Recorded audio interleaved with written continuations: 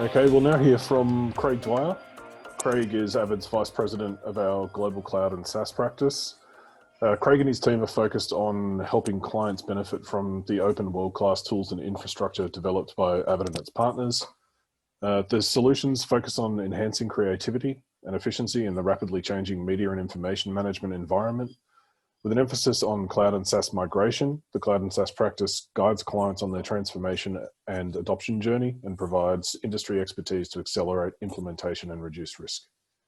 Today, Craig will delve into how Avid is building entire broadcast production environments in the cloud, supporting global broadcasters as they seek greater efficiencies and leverage their tools, infrastructure, and talent. We'll explore how TV producers and movie studios are using cloud to increase creative talent and work in a more collaborative and distributed manner, all enabled by the Avid platform. Over to you, Craig. Thank you very much. Good morning, everybody. And it's great to join the webinar. So thank you. Yeah, so I thought what I would do is provide some context. So obviously Avid, we have customers all over the world. And as we've heard listening to John's presentation, lots of innovation, lots of demands for new ways of working, and we went back in June through our ACA and sort of voice of the customer meetings. We took a poll across our sort of global community, and I think this is pretty obvious now, but I think there's a clear recognition that clients want to work in new, different ways. I think the appetite for change, there's clearly an acceleration for working in remote and distributed models. I'll talk about that more coming up as well. Clearly, security becomes critical, and certainly cloud is one part. It's not the only part. It's one part of a distributed production strategy that clients are now considering and more enthusiastically. So let's go to the next slide. Thanks, David. So again, sort of double clicking in, if you like, sort of to talk more specifically about the cloud as it relates to this.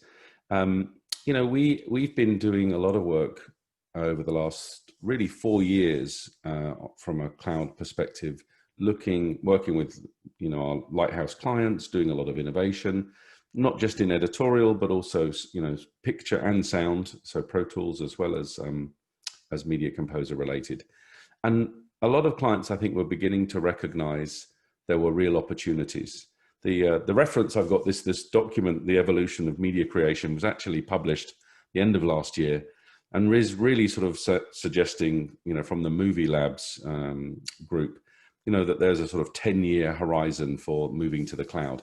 And while that may be the case for everything, holistically moving completely to the cloud, as I mentioned, the appetite has changed dramatically, right? So the sense of urgency is much higher now. Clients sometimes will talk to us about having a cloud-first strategy.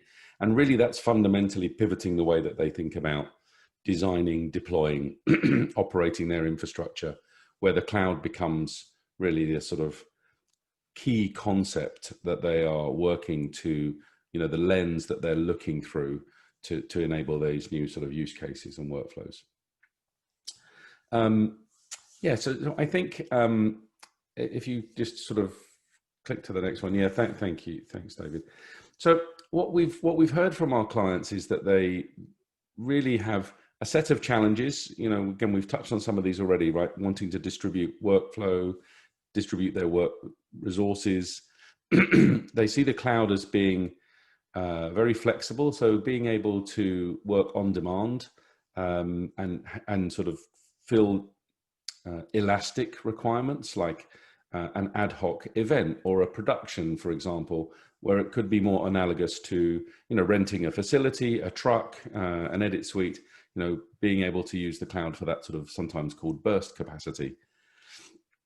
But cloud is also, I think our view is that cloud is going to really be part of a comprehensive solution for a customer. It's not, the only solution. So, leveraging what clients have on premise, enabling remote workflows. Sometimes the cloud is going to be an enabler there, and really working very seamlessly to be able to move, productions from scenario, one on-prem to, burst to work with additional talent or externally, for example. Let's go to the next slide. Thank you, David.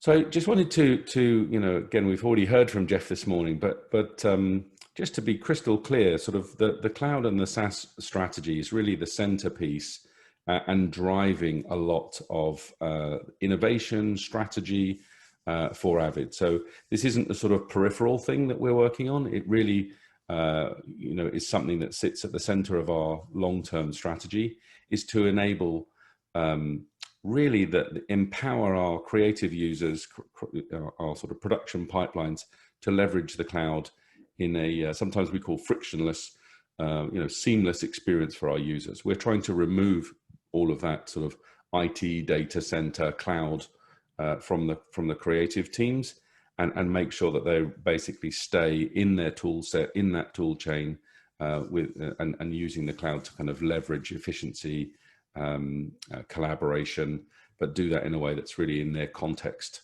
so they're not context switching.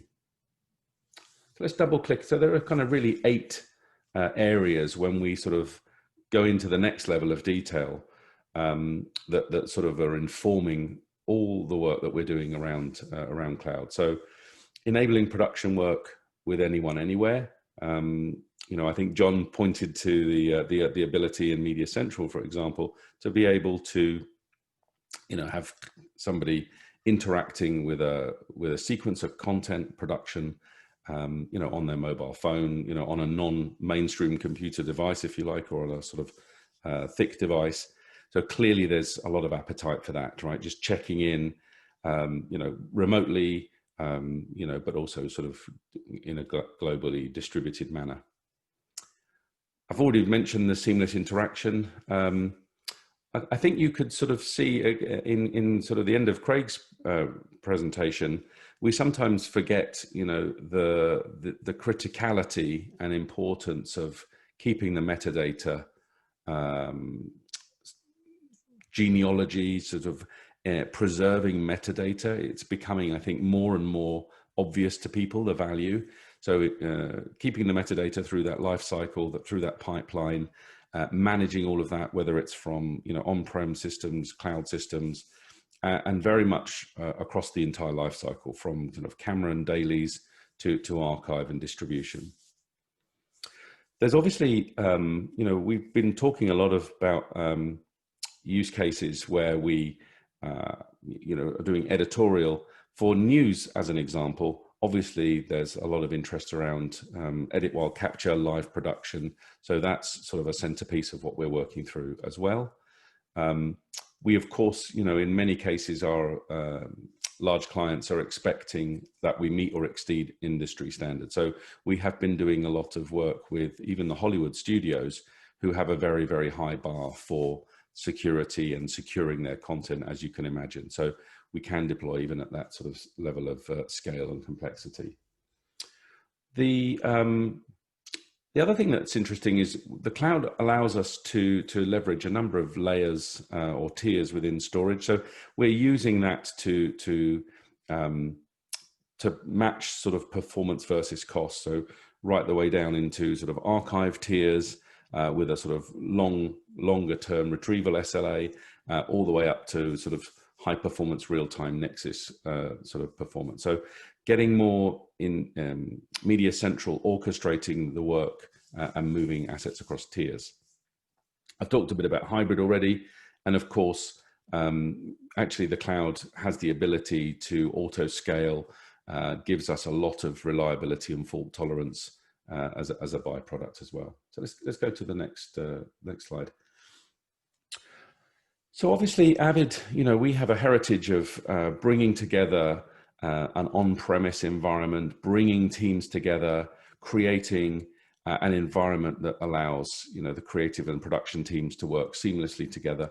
And of course, we've thrived in this environment for many years when everything was kind of in the newsroom and really brought together a very highly integrated and efficient solution.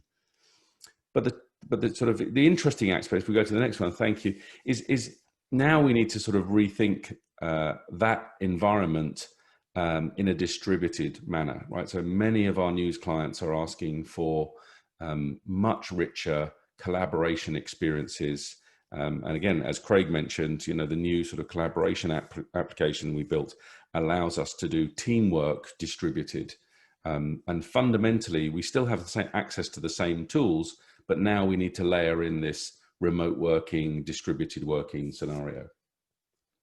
Let's hop to the next one. So there have been a number of areas, scenarios where we now have, clients leveraging our tools in the cloud. So the first area has been the backup archive and DR. So synchronizing from on-premise systems, editorial, and backing up to the cloud, either for sort of, a DR scenario, but also sort of to move a show in production, to copy a show in production.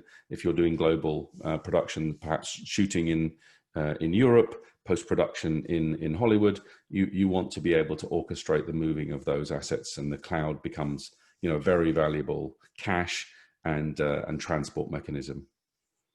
We'll hear a bit more from Ray actually about edit on demand. So again, when I was sort of commenting on the on demand or the elastic nature of what clients are looking for, we've been putting a lot of energy into building solutions that can instantiate very quickly, be sort of torn down very quickly, and very analogous to more like a sort of rental scenario. So available on a weekly subscription sort of basis. So more to come on that. I think you can see from the work that we've already seen, and Craig showed us, the sort of Media Central content management, workflow orchestration and automation. Media Central is extremely rich in that environment, and we've got clients using the cloud to host and provide those sort of use cases. Next Gen News, I touched on sort of live editorial, so there's work going on there, and also the idea of being able to kind of work. We have some of our very large customers using distributed editorial processes. So maybe assets are in Europe, they're doing editorial in Asia, in Sydney, for example, and they're actually moving assets backwards and forwards seamlessly under the sort of control and orchestration of Media Central.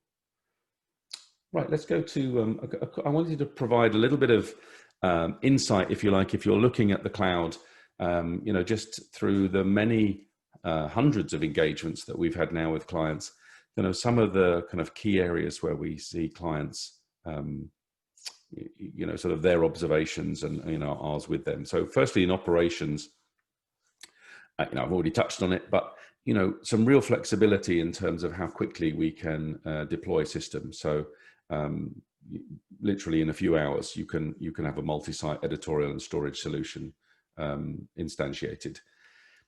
This also, operationally provides some real flexibility. So being able to work distributed, access talent anywhere, work in a more remote model, that potentially changes who you can work with. I wanted to, and I think we'll probably touch on it when we get into Ray's presentation, but it's not just about creating an environment for an editor to use. Production is a team sport, if you like, right? So we have clients who want to be able to invite the producer or invite the director to see the edit in progress. So over the shoulder type scenarios, using video conferencing, whether it's Teams or Zoom, and even some of the higher end solutions, we have those options as well.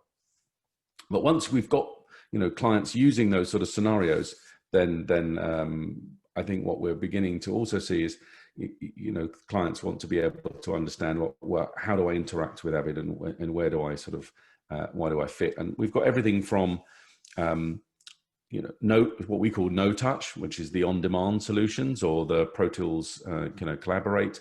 There's nobody from Avid involved in that engagement, all the way up to, the spectrum goes up to, us managing an environment for you on a global basis, combining our solutions, partner solutions, and sort of bringing that all together. So David, I'm going to hand back to you if there's any questions we want to touch on. Great, thank you, Craig. A question about small productions, whether it's a 1 or 2 person operation. There appears to be a lot of focus on enabling production teams within the cloud, but for small operations, are there applicable solutions at that end of the market as well? Absolutely. So actually on demand goes down to sort of 1 seat and some storage, right? So Ray will talk a bit more about that. But so it goes right down to, an editor and some storage for a week at the moment is our sort of finest grained model that we can provide. Great. And another one here with, there appears to be a more recent focus on OpEx type models. Cloud traditionally in and around Asia has previously been quite expensive, but it seems as though that cost is coming down. Did you just want to comment on that? Yeah, great question. So, I actually had it on one of my slides when we look at the finance side. So we clearly see clients as they begin to work through, almost like this sort of maturity model of assessing the viability of cloud for them. One of the aspects is definitely finance, and different financial directors, CFOs, will treat OpEx and CapEx, favorably, not favorably. You do need to understand how your organization, wants to, look at the economics here. The other thing I would say with the on-demand scenarios that, unlike sort of, if you like, purchasing a system where it may sit dormant where you're not in production, or you don't have enough production demand, what we're able to do with the on-demand solutions is actually build kind of subscription plan that scales with your production. So perhaps you have 2, 3, 4 editors and an assistant to begin with, but as your series grows, as you bring more on board more story production teams, more editorial teams, you can literally sort of adjust your subscription over the course of, let's say 6, 8, 10, 12 weeks. So the economics, actually can work very, very efficiently like that.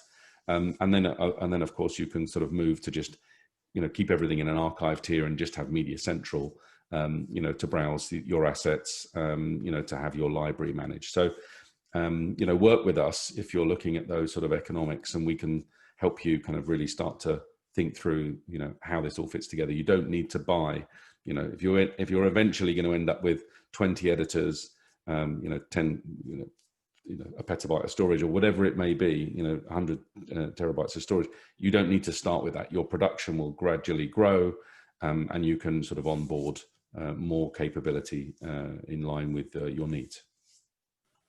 Yeah, that's a really interesting point, that productions don't need to commence at peak usage as they would with physical hardware, for example. So that sort of building up and then perhaps tapering off as the production starts to slow down and footage is being archived. That's certainly has its cost benefits. Yeah. All right. Well, thank you very much, Craig. It's very insightful, and appreciate that. And thanks a lot. thank you.